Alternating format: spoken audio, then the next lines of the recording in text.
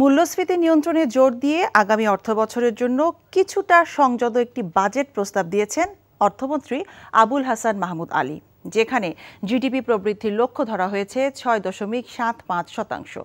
সংসদে 2024-25 অর্থবছরের জন্য মোট 7,97,000 কোটি টাকার বাজেট প্রস্তাব উপস্থাপন করা হয়, যেখানে ঘাটতি থাকছে 2.5 লাখ কোটি টাকার বেশি। হাসানুল শাওনের রিপোর্ট।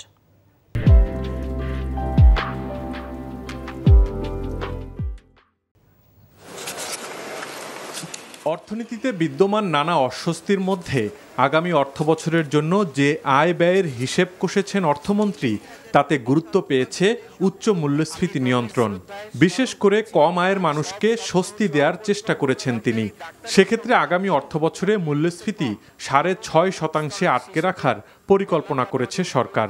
বাজেটের মোট ব্যয় 7,97,000 কোটি টাকার 60 ভাগই আসবে জাতীয় রাজস্ব বোর্ড নিয়ন্ত্রিত কর থেকে, আর অভ্যন্তরীণ ঋণের মাধ্যমেও 20 ভাগের যোগান দিতে চায় সরকার।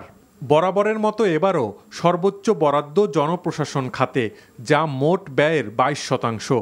এরপরই আছে শিক্ষা ও প্রযুক্তি, সুদ পরিশোধ এবং পরিবহন ও যোগাযোগ খাত। মূল্যস্ফীতির চাপ থেকে সাধারণ মানুষকে সুরক্ষা দিতে ফ্যামিলি কার্ড, ওএমএস ইত্যাদি কার্যক্রম জোরদার করা হয়েছে। আমাদের গৃহীত এসব নীতি কৌশলের ফলে আশা করছি আগামী অর্থবছরে মূল্যস্ফীতি 6.5% নেমে আসবে।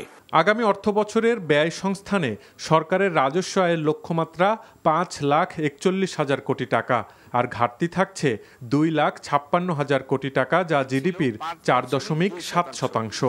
প্রস্তাবিত বাজেটে মোট ঘাটতির মধ্যে 1,60,900 কোটি টাকা অভ্যন্তরীণ উৎস হতে এবং 95,100 কোটি টাকা বৈদেশিক অর্থ হতে নির্বাহ করার জন্য প্রস্তাব পেশ করছি। উন্নয়নকে অব্যাহত রাখতে 2,65,000 কোটি টাকার বার্ষিক উন্নয়ন কর্মসূচি হাতে নিয়েছে সরকার।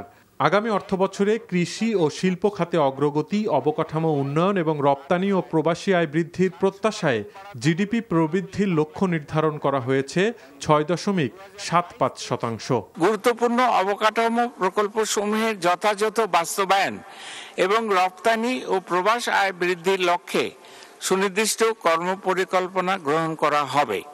আশা করছি আমাদের গৃহীত এ সকল নীতি কৌশলের ফলে আগামী অর্থবছরে 6.7% জিডিপি প্রবৃদ্ধি অর্জিত হবে।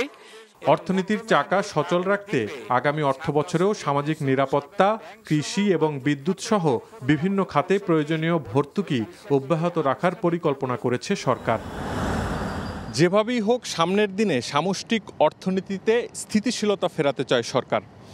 সে লক্ষ্যেই কিছুটা সতর্ক বাজেট দিল আগামী অর্থবছরের জন্য। তবে অর্থনীতিতে বিদ্যমান সংকটগুলো উতরে সে লক্ষ্য পূরণ বড় চ্যালেঞ্জ হয়েই থাকবে সরকারের সামনে।